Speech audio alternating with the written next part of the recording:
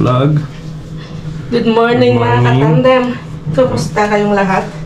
Panibagong vlog na naman tayo sa kay katandem. Magsusundo ka pa na ngayon? Oo, susunduin ko si Bryce. Parang Pilipinas lang, kumbaga, no? Oo. Sige, hinatid ko kanina na din ng umaga. So, pagkita ko lang yung niluto ni... Gumawa ko ng baon niya. Yung baon ni Bryce, oh. Bacon and yung bimi. Yan yung... Yung bimi. Yung nakuha natin, ano, niluto kong mabuti, hugasang mabuti.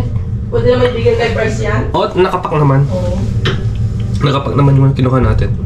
Malinis siya. Tapos, yung saging niya. Tapos yung... Hoy! Special shout out natin si ano! Special mention kay Maria Teresa. Ay, Teresa Manuel, happy birthday sa'yo! Happy birthday. Oh, sakto birthday niya ngayon. Ha? Sakto birthday niya ngayon. Ngayon ba talaga birthday niya? Oo nga. Happy birthday. Dito, birthday mo dito. Pero pag napanood mo, Tapos na. tapos na. So, happy birthday dito sa Madrid at belated na lang pag napanood mo. Bahala ka. Bahala ka sa buhay mo. Nagtatampo daw na ano daw, nag-antay daw sa Jess Vlog, nag-antay sa Bride Jess, wala pa rin. Tampo na ako sa inyo, sabi niya. Mukha mo. Mukha mo, Teresa Manuel. Alam niyo yan si Teresa Manuel. Isa yan sa namit naming subscribers namin. Solid. Halos ano, siya yung kauna-unahang viewers namin na nahihiya pa yan nag-comment nun. Wala kang words na makikita. 3 heart lang nakikita mo yan ng tulad ni Joanna Fernandez ba yun? Hindi. Eva Marie Fernandez. Eva Marie. Domingo na. Ganon na heart lang din. Kaya nakakatuwa. Ngayon, ang daldal na. Oo. Para na kaming mga magkakapatid niyan. Kaya kita nyo yung pag-vlog, pag-YouTube namin, nakahanap kami ng maraming mga kaibigan, parang turingan kapatid na, naging parang nanay-nanayan na. Di ba ako Nanay Bibe? Oo. Mga namit na namin mga yan. Tapos, ganda ng background mo sa CR. Nandun. Pasensya na kayo kasi nga, hugas-hugas din sa, sa bunga na pag may time. Sorry, hindi ko na to. So, ano pa? Yun. Kaya maraming salamat. Nakaread na. Asan na? Ako'y nagmamadali. Parang Pilipinas lang, di ba? So, baon. Tapos, mamaya, hindi ko na ata ano to. Paint ko ng konti. Pahin ako ng lakay. Ito. Tapos si Brian na may iwan dito siya na magligpit. Diba? Oras na din. Ang kanin namin, brown, hindi siya sunog ha. Brown rice. Kulay brown rice yan. Mas maraming benefits kaysa dun sa puting rice. Dahil ito, siya, pang diet, late na ako. Late ka na. Anong oras na kasi nagising mga kalkal? Ang dami kong inedit. Saka nasanay na rin akong matulog ng late kami ni Brian. Tapos, siyempre gigising ka na rin ng late kung ano yung Basta importante pareho yung tulog mo, kung anong oras saka anong oras yung gising mo. Kahit late ka nang matulog. So, di ba? Parang ganito lang, parang Pilipinas lang. Babaon. Sarap ng kain ng anak ko. Tapos saging. Tapos may saging siya. So, ganito ang buhay namin dito. Dito sa Madrid. Sa may mga anak. Lakay? Late na to. May mga anak dyan na, lalo na kung mag-isa ka lang. Naku, Diyos ko, ang hirap. Buti na lang. Ito, may kasama ako si Brian. Nandito sina lolo-lola niya. Isipin nyo yung walang mga kasama sa buhay. Walang katuwang. Single mom. O papa lang ang kasama dito. Napakahirap. Lahat dito, pag wala kang mahanap na mag-aalaga dahil may trabaho ka, ganun. kailangan mo pang maghanap ng ng titingin, babayaran mo. Mamahal din yung babayaran mo.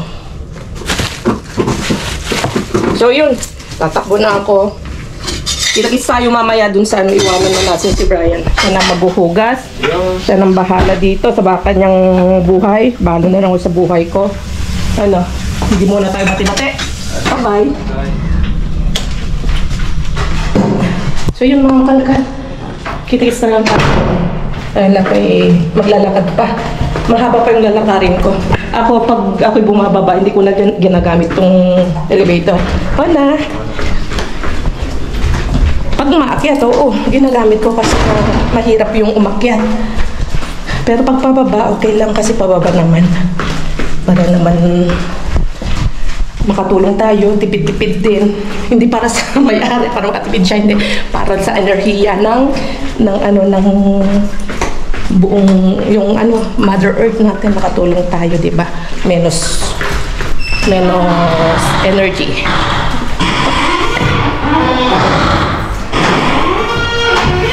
Wala kaya? Ayun, maganda pa rin yung panahon ngayon. Mainit. Parang summer. October na. Ulit-ulit lang, di ba? Kasi ulit-ulit. Araw-araw naman kasi ganito. Pero pagdating ng November, tag-ulan. Tag-ulan na. Maganda pa rin kasi nga nakakapagdamit pa rin kami ng t-shirt, kahit t-shirt lang. Pagdating ng winter, naku, Diyos ko Lord, pahirapan na naman, malamig na naman, tapos yun. Ato nga pala, update kay Bryce sa kanyang allergic. Grabe na naman talaga. Kawawa na naman si Bryce, mga kakatandem. Pasensya na, medyo madilim ha. Madilim lang talaga yung aking mukha. Dahil siguro sa lamig, yun nga. Yan ang kanyang mga sugat. Grabe na naman. Ang ganda nung bumalik kami nung nasa Pilipinas kami. Ang ganda na niyang kanyang balat. As in talagang nag-dry siya doon. Nagpeklat. Tapos nung dito na kami, bumalik kami after 3 days. Ayun, na naman, nagka-rashes na naman, na-infection na naman. Kaya balik na naman sa kanyang gamutan kung ano yung inireseta ng doktor ni Bryce, yung mula sa Korea. Ganito, hagod, 'di ba? Takbo-takbo. Hindi na ako nagbabas. May libreng bus papunta doon. Kaso hindi na ako nagbabas. Mas madali kasi kapag naglakad na. Kasi yung pag-antay mo doon, minsan kung di mo na timingan, kasi yan may oras yan. The same oras yan ng kada dating ng bus. Kung di mo nabutan yung oras na yon at hindi mo kabisado ka ng oras sa dumadaan yung bus yan sa paradaan, mag-aantay ka ng siguro pinakababa 6 minutes, 9 minutes hanggang 12 minutes, ganun nga 15 minutes. Yung 15 minutes na pag-aantay mo pag nilakad, mas madali pa. So yun, kita nyo yung mga tao dito, hindi sila sanay na agla-vlog ka. Tapos titingin sa'yo yung mga tao dito kapag may hawak kang camera, titingin-tingin sila sa inyo. Dahil dito, sa totoo lang, wala kang nakikitang nag-vlog. Wala kang nakikitang nakahawak na camera na naglalakad dito na mga vlogger dito. Ako na naman ako. Merong mga sikat dito na Spanish na mga vlogger, mga gamer. Kaso nga lang, mga gamer sila. Pero yung ganito na nakikita nila na naglalakad, tulad namin, lalo tayo, estranghero tayo, hindi sila sanay. Yung curious sila, titingin sila sa'yo. Hindi tulad sa atin, sa Pilipinas, di ba? Inain ng mga Pinoy. Gusto nila sa Kahit hindi mo sabihin hingin ng ng permiso na pwede kang kuhanan ng camera. Sila pa yung kakaway sa'yo. Sila pa yung yung asin talagang cool na cool sila, di ba? Cool na cool. Pero dito, wala eh. Kailangan mong hingan ng ng permiso. Kailangan mong kasi nga may dito, may batas na kung ayaw magpakuha, ayaw makuhanan ng camera, pwede kang magreklamo. Buhay na buhay pa rin ang mga terrace ngayon, dahil ang ganda pa rin ng panahon. Punong-puno pa rin yung mga terrace, terasa dito. Dito sa sa Spain, Madrid, yung mga kalye dito, makipot, makikitid. Sa kaminar, parang diba? Makikitid sila. Tapos tingnan nyo yung kanyang mga ito. Yung parang pinaka-tiles niya. Tingnan nyo, lumang-luma. Ito isa ring groceryhan. Pinuntahan na namin dati dito eh. Kaso, hindi tulad dun sa 24/7. Dito na nagtatapon ng magandang mga pagkain. Tapon lang nila dyan. Konti karton. Kaya hindi namin to pinupuntahan. Malapit lang din to sa bahay.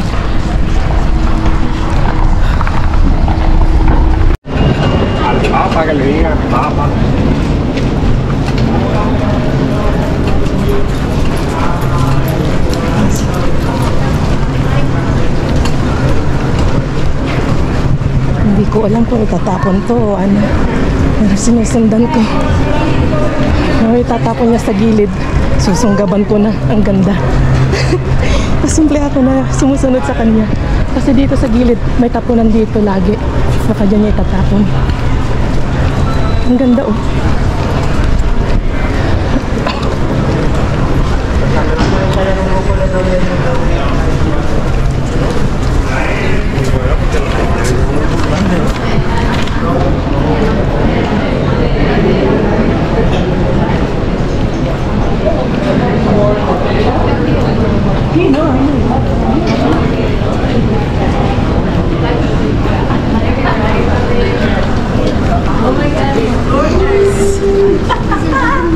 Ang cute. OMG, ang cute ni tulad ni Barats. Uy, ang cute na ka-shade.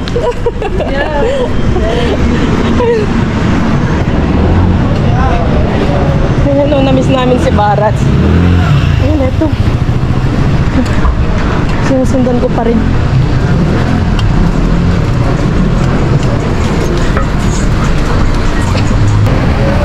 Saan na kayo itatapon to?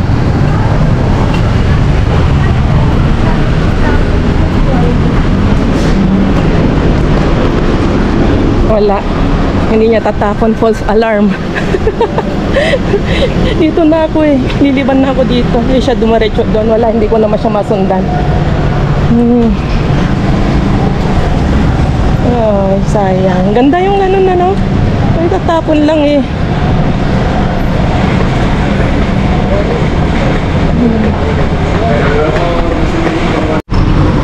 Ayun, nakita ko, simbahan kasi ito, simbahan. So, pumasok siya sa may simbahan. Baka i-donate niya sa may simbahan. Oh. So, yun mga kalkal. Dinonate niya sa simbahan. Sinundan talaga hanggang dun eh. Kasi kung binili niya yon, meron dapat nakabag dapat, paper bag kung binili niya.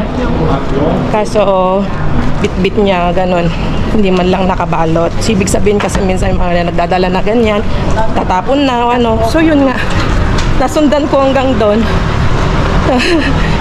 Halos magkatabi lang dito sa cross namin ni Bryce. Ayun, tumatawag na yung aking anak. Dumiretso sa simbahan. So sa simbahan niya ibinigay. Donate siya. So yun, sasagutin ko na lumabas na sa aking anakis. Hijo, sí, aquí en el parque, ¿vale? Llegando en el parque, donde siempre. Aquí arriba. Hola, ¿cómo estás? Okay, so yun lang mga kalkal. Kita lang kami ni Bryce dito. Venga, arriba.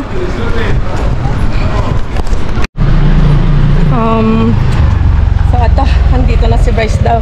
Malapit na siya. Sinasamantala ko lang na dito muna kakain si Bryce dito sa park. Kami ni Bryce, sinusundo ko siya tapos kakain dito sa park kasi maganda pa yung panahon, hindi pa siya malamig. Pero kapag sobrang lamig na, ipapa-stayin na namin dito sa school niya. Diyan na siya kakain kasi mahirapan si Bryce tapos tag-ulan. Kaya pag baka next month na siya, dito na siya. Ito lang yung kanyang school. Ito simbahan ito. Karamihan kasi dito, usually andito na si Bryce. Tatatakbo siya. Say hello. Halika na, anak. Kamustas? Bien. ¿Te puedes agarrar, por favor? Es que me brief. Doon ka na, anak. Tingnan mo kung may tubig yan o hugasan mo yung kamay mo. Venga, hugas kamay. Sí. Sí. Ay, hugasan mo Ya na. lo hice. Hugasan mo na. Ya lo hice en el cole así. Okay. Sabi niya, hinugasan na daw pala niyang kamay sa school bago lumabas. So ito, punta na tayo dun sa tao upo na. Dahil may tao dun sa sa upuan natin. Dun na lang sa gilid yan, okay? At tabi nito ay restaurant, cafeteria, restaurante. Ano anak? Hawakan mo. So yun, tapusin ko lang yung sinasabi ko, naputol. Ang kasi talaga dito, ang school, katabi ng kasama na siya ng simbahan at saka eskwelahan. Yun yung mga simbahan, yun yung mga school dito, mga kalkal.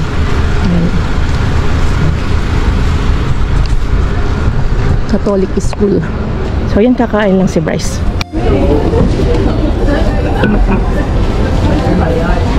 ¿Qué tal? ¿Beso? ¿Qué tiene? Bacon y... Sí, bacon y... Salchicha y brócoli. Broccoli. ¿Te gusta? Poco. Ito. ¿Qué tal ang school, anak? Yeah. Patayin ko muna ito. Kakain lang si guys. Yeah. Ang ganda ng panahon kasi sinasamanta ko lang namin ni Bryce kasi nga maganda pa yung panahon. Tapos nakapaglaro pa dito sa park si Bryce. Pero pag lumamig na, tag-ulan na, hindi na namin magagawa ni Bryce ito. Kaya sinasamanta-samantala lang namin. Masarap? Yummy?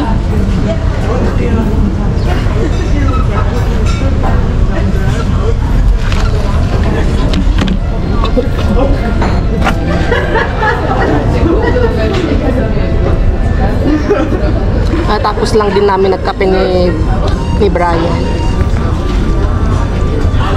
Tapos ang kain na nito nakagabi na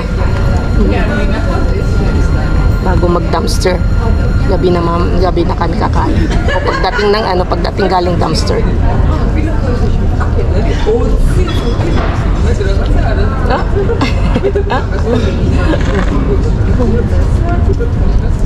Pagupit ka na. Corporate kayo na anak. Ayaw magpagupit ng anak ko. Gusto daw magpalonghe. Kasi dito, mga buhok dito, hindi pinapakialaman. Kahit anong buhok ang gusto mong style ng buhok dito, mga bata.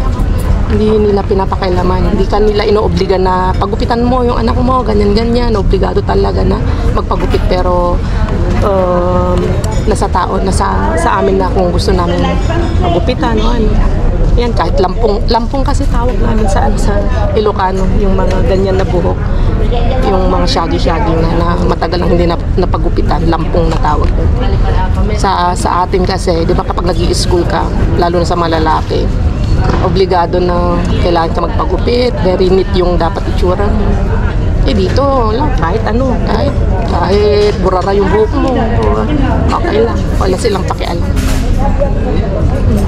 Tulad ni Jojo, shout out kay Jojo, mahaba na yung buhok niya, ayaw yung pagupitan kasi pinapahaba niya yung buhok niya. Yung pamangkin namin, si Jojo, yung kasama namin sa Tuigaraw nung kami umuwi.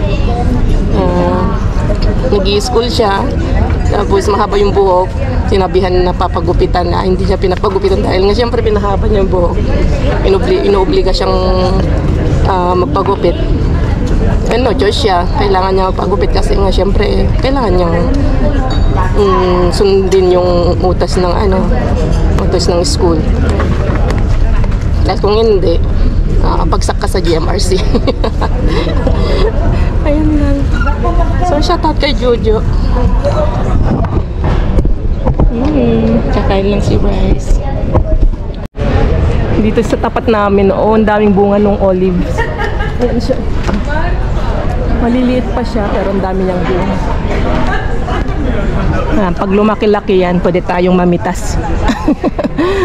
Free harvesting ng olives. So, nasa park lang siya. Ang cute niya. Parang bonsai. Tapos na si Bryce. So, yun. Tapos nang kumain si Bryce. Tapos nang banding namin sa park. Hatid ko na si school niya. Tapos ako uwi na rin. Ano? Pero nagpapabili si Bryce. Bago daw papasok. May gustong bilhin. Kaya bibiliin natin. Hindi ko alam kung anong bibilhin niya. Tara, tara. Anong bibilhin mo na?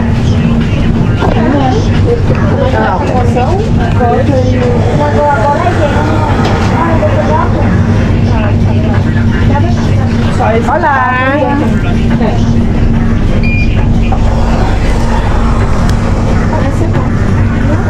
Sí. Tarjeta.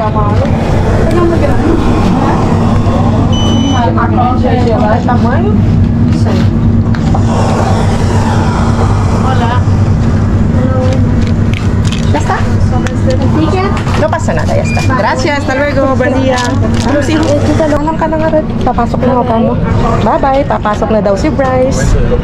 Alam na siya. Ako uwi na rin. So ito, bibili sana ako dito sa grocery pero may na ispatan ako. Tingnan nyo na ang cabinet, maganda pa siya. Ito lang ang problema niya. Nagbabakbak na siya pero pwede namang ayusin. Pwede pa siyang ayusin. Maganda to. Yan, cabinet para kay Bryce. Dito ko lang na nakita dito sa baba ng mga building dito. Malapit lang sa bahay. Saka pwede namin yakyat to kasi may elevator naman na hindi na kami mahirapan. Ayan, tinawagan ko si Brian magpasundo para makuha. Di ba? Ang galing? Ang ganda.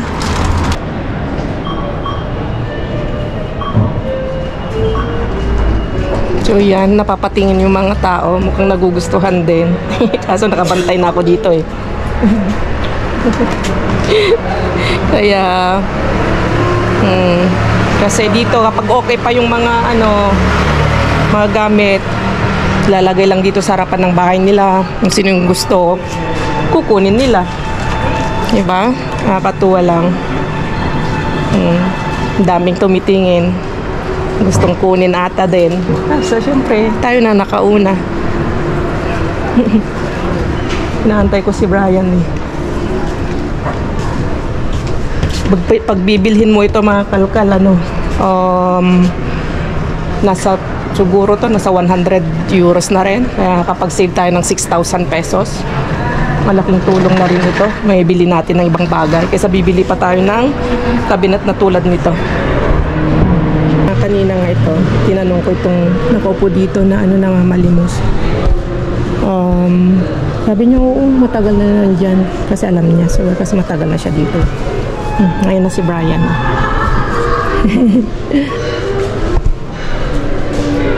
Ganda pa na. Ganda, maayos lang yan. Saka matibay, tsura niya. Okay. Diba? Ganda pa. Pero wala naman yung... Kunin natin yung ano, kay Bryce. Tapos yan itapon na natin. Na? Okay, tara.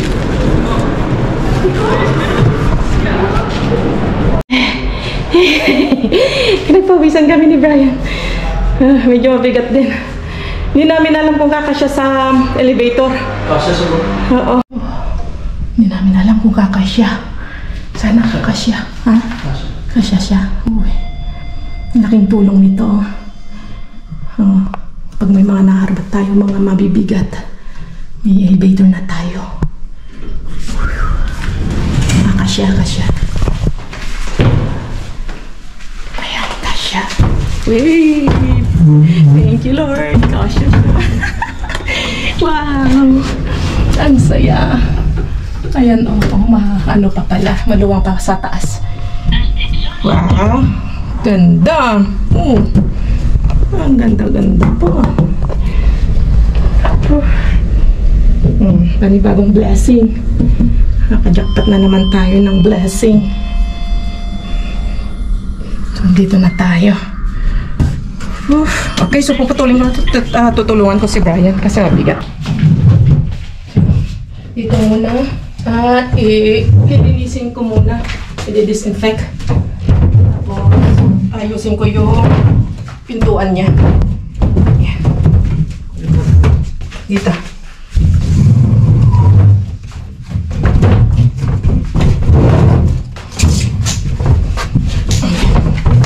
Yan naman na. Diba? Karabat tayo ng kabinet. Silipin natin si Mudra. Anong ginagawa? Ay, nandito si Mudra. Mga ka-reels. Nandito si Mudra, mga ka-reels. Dito si Mudra, nagbabalot ng mga pakete ng Pilipinas. Ayun sipag ni Mudra. Ayuda. Ayuda pa konti-konti. Pa konti-konti lang. Yan, tapos padala na sa Pilipinas. Sipag-sipag ni Mudra. Buti na lang, alam nyo makalkal, meron na tayong elevator. Kasi dati si Mudra, nung wala pang elevator, ayan, ay naakyat-akyat, mano-mano yan, naakyat sa hagdanan. Ayan, wow, sana all. Mga ka-reels, Yan. Mga chocolate. Mga pasta. May mga tuna. May mga ganyan. Dami, sari-sari lang. Yan. May mga damit. Ang sipag ni Mudra. Naghiwaan. Ayan. Nabigay ng amo. Nabigay ng amo. Naharbat niya sa mga amo namin. Mga lotion. Kaysa mapakinabangan sa Pilipinas yan. Pakete ni Mudra. Oo naman. Sa mga kamag-anak sa Pilipinas. Kamag-anak sa Pilipinas. Ganyan ka-generous si Mudra sa mga pamilya. Binabalot. Inaakyat na nga, binabalot pa tapos pinapamigay. Di bali ng kahit pagod Mudra. Ganyan kasakripisyo yung mga nagpapakete na nagpapakete. Tapos sana yung makatanggap doon, maski lang yung matanggap nila. Thank you. Yun, di ba? Isang thank you lang, appreciate lang. Para pampalubag loob. Masaya na tayo makarinig tayo ng pa-thank you. Pang pang konsuelo di Bobo, ika na sa Espanyol. Kahit hindi palitan na ng Mudra. Importante, nakatulong tayo. Mahalaga. Tapos yun. Ganito lang sa Mudra kasi ang init. Don't expect in return na. Paano gayon ang English na yun? Kapag tumulong ka, mag-expect ng kapalit. Mag-expect ng kapalit sa kung sino man yung tinulungan mo. Kusa yan darating. Ang blessing naman natin galing sa taas. Yung appreciate nila. Yun. Bibili pa lang. Bibili pa ng tip. Lahat binibili pati kahon. Kamahal na ngayon ng tip. Magkano 3 years? Magkano dati Ito dati 185 lang. Ngayon 320 na. Yung malaki. Dumuble na. Oo. Lahat dumuble. Lahat binibili na. Oo. Parang ang sarap nitong kape ni Mudra. Oh. Oo, ang dami. Sarap ang kape dito. Magkano lang yan dati? 180. Ingan, magkano nakuha niyo, Mudra? 250. Wala ka, 250 na. Oo, pira mo naman yan. Oo. Yan, Mga sakripisyo ko. Papadala yan sa Pilipinas. O, yan. Yan, ang sakripisyo ni Mudra kapag ano. Ang sipag-sipag kaya siguro sa isang taon, isang beses, dalawang beses nagpapakete. Si Mudra. So, andun, nag-aabang yung pakete niya. Hindi pa niya na... Papakita ko dito, Yun, ito. Dumating na yung pakete. Kasi kahapon, pinick up din yung pakete nung kasama namin dito sa bahay. Tapos nagpa-order si Mudra ng mga karton niya. Tapos, yung mga naharbat nating mga chocolate. Ito na medyo madilim ata. Ito. Ang sarap nito. So, itong lahat yan. Mga pwede pang pakinabangan.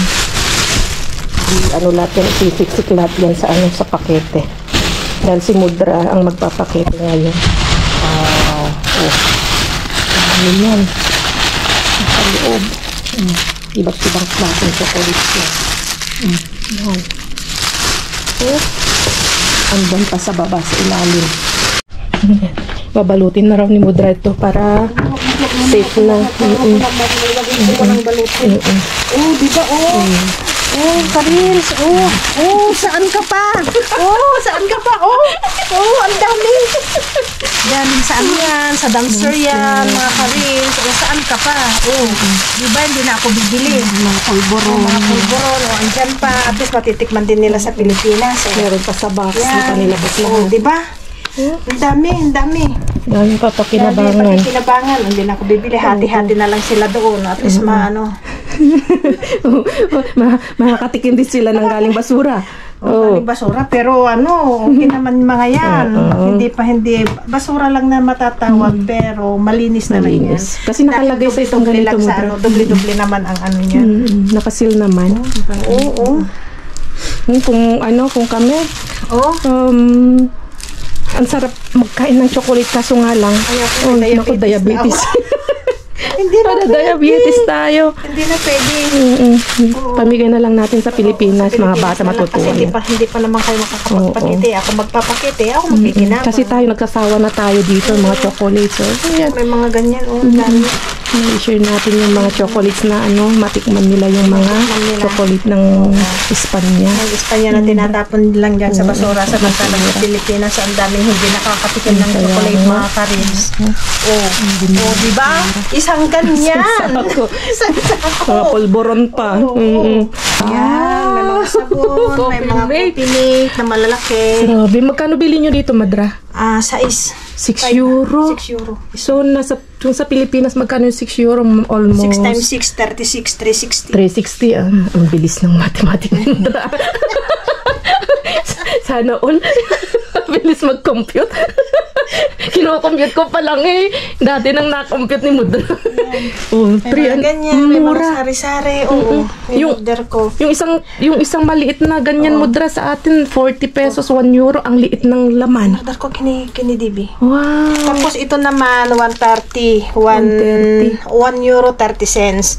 Ito naman, 1 euro. 1 euro na sa 50 pesos. 60 pesos. 60 pesos. Ito naman 120. 150. Dalawang na yan. Dalawang bar na yan. Yan. Dami pa dyan. Dami nakatago. Kaya prepare ko na lahat. Mga ganyan pa na sabon. Yan. Ito, Mudra. Ito. Ganyan. Pero ito hindi na natin kasi baka puputok yan. Delikado sa amin. Yan.